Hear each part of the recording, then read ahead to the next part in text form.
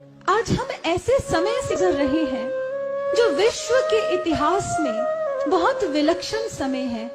इस समय की चर्चा विश्व के अलग अलग देशों में बैठे बहुत से भविष्य वक्ताओं ने, वैज्ञानिकों ने की है।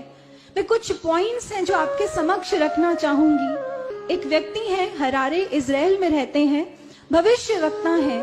उन्होंने अपने वक्तव्य में ये कहा कि भारत में एक संत का जन्म हो चुका है जिसने 1970 में एक आध्यात्मिक क्रांति का आगाज किया है और अब वो पूरे विश्व को बदलने जा रहा है। इजिप्ट के एक तांत्रिक हैं जिनका नाम बावेरी है। उन्होंने भी कुछ ऐसा ही कहा कि भारत में एक ऐसे संत का जन्म हुआ जो 1970 के दशक में अवतार के रूप में लोगों के बीच में जाना जाने लगा और अब वो विश्व के अंधकार को अंत करने वाला है। जॉर्ज बाबरी एक स्कॉलर है वेस्ट के। इन्होंने कहा कि भारत में एक ऐसे संत का जन्म हो चुका है जो अब गोल्डन एरा एस्टैब्लिश करने वाला है, सतयुग का निर्माण करने वाला है।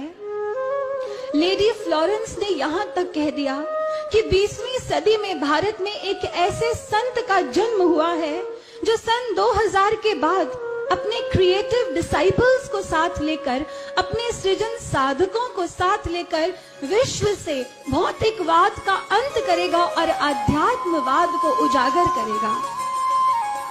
रशिया की बोरिस्का सिल्विगार, जिन्होंने 1940 के करीब एक ऐसी भविष्यवाणी की थी कि लगभग 4 या 5 सालों के बाद अंग्रेज भारत को छोड़कर चले जाएंगे, भारत स्वतंत्र होगा।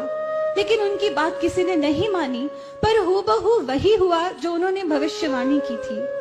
वही लेडी फ्लोरेंस कहती हैं कि 20वीं सदी में भारत में एक मैसेंजर ऑफ गॉड आया है जो 1970 के बाद पूरे विश्व में छा जाएगा और पूरे विश्व का संचालन करेगा।